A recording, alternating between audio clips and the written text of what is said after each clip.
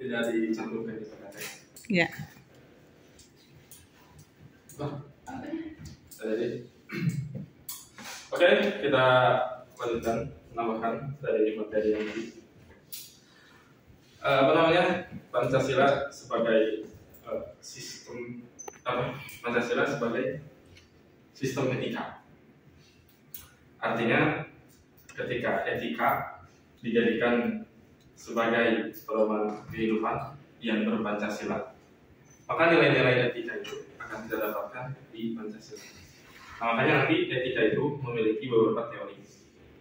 Ada namanya teori-teori dalam etika. Yang pertama adalah etika keutamaan, di mana orientasinya adalah keutamaan atau kebaikan.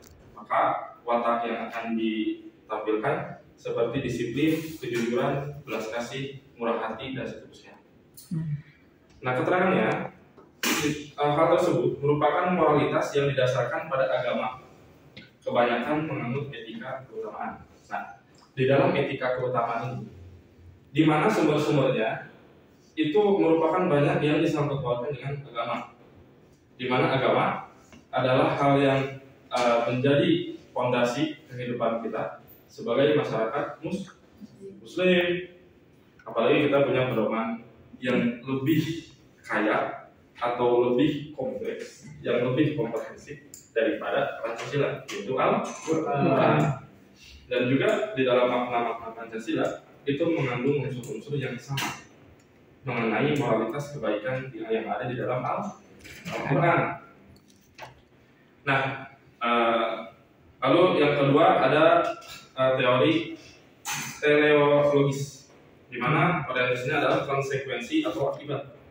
Maka yang akan menjadi penilaian adalah kebenaran dan kesalahan yang didasarkan pada tujuan akhir.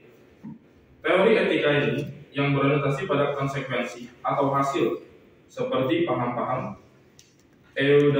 eudaimonisme, lalu ada hedonisme, kemudian ada utilitarianisme. Nah, itu paham-paham yang mungkin di dalam ilmu filsafat akan ada.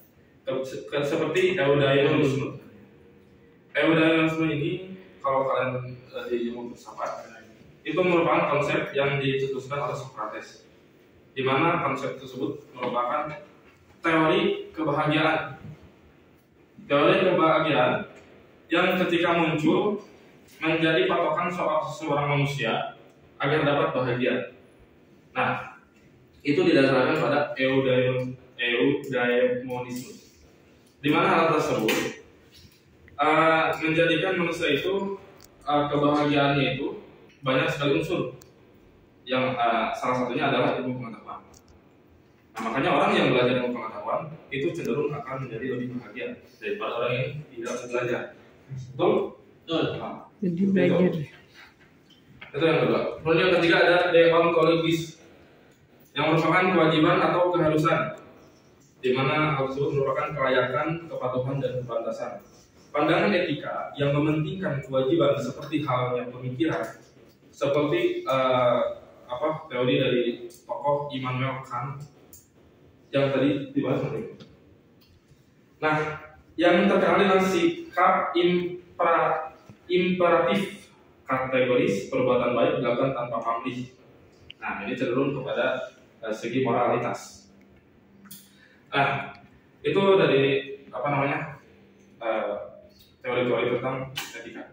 Kemudian, ketika kita setelah belajar tentang sumber sistem etika dalam Pancasila ini, etika Pancasila itu lebih dekat pada pengertian etika keutamaan atau etika kebaikan, yang meskipun corak kedua mainstream yang lain, yang tadi yang keduanya deontologis dan teleologis, termuat pula di dalamnya keutamaan lebih dominan karena etika Pancasila tercermin dalam 4 tabiat soleh, yaitu kebijaksanaan, kesederhanaan, keteguhan, dan keadilan. Kebijaksanaan artinya melaksanakan suatu tindakan yang didorong oleh kehendak yang tertuju pada kebaikan, serta atas dasar kesatuan akal, rasa, kehendak yang berupa kepercayaan yang tertuju pada kenyataan yang mutlak atau kepada Tuhan. Nah, berarti Pancasila itu tidak lepas dari nilai-nilai ketuhanan. Nah, makanya para founder bangsa kita ini meletakkan ketuhanan itu di sila pertama. Dari mana hal tersebut merupakan bagian fondasi penting ketika kita menjadi umat yang beragama.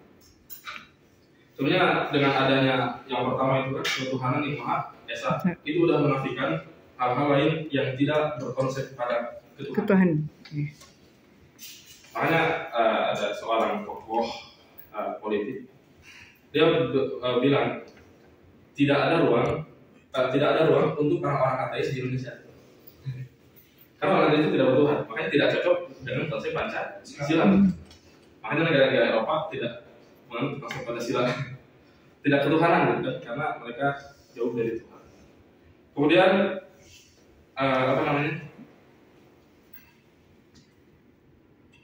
mengenai sumber-sumbernya, sumber-sumber tentang sistem etika ini, setidaknya ada 4 sumber. Yang pertama adalah sumber yuridis. Pancasila sebagai dasar negara merupakan landasan dan sumber dalam membentuk menyelenggarakan negara hukum. Hal tersebut berarti pendekatan yuridis atau pendekatan hukum merupakan salah satu pendekatan utama dalam pengembangan atau pengayaan materi mata kuliah pendidikan Pancasila. Urgensi pendekatan yuridis ini adalah dalam rangka yang penting karena penegakan hukum ini hanya akan efektif apabila didukung oleh kesadaran terutama dari kalangan intelektual. Makanya negara kita kenapa disebut negara hukum? Karena hukum ini dijunjung tinggi oleh bangsa Indonesia karena berdasarkan atas konsep Pancasila. Nah, kalau ada orang-orang yang tidak mau mengikuti hukum-hukum, norma-norma yang ada di negara kita, berarti orang-orang tersebut tidak menghormati Pancasila. Nah, sekarang kembali, kalau ada orang-orang yang menyalahgunakan kewenangan terkait hukum, itu juga orang-orang yang tidak memahami tentang Pancasila.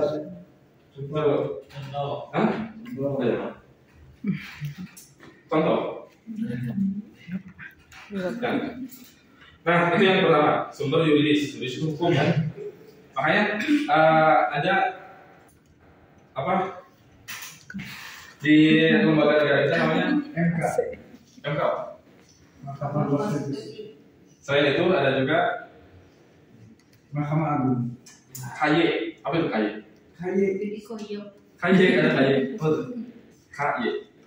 Komisi Yudisial. Cerdas, tepuk tangan dong. Lagi ngantuk-ngantuk.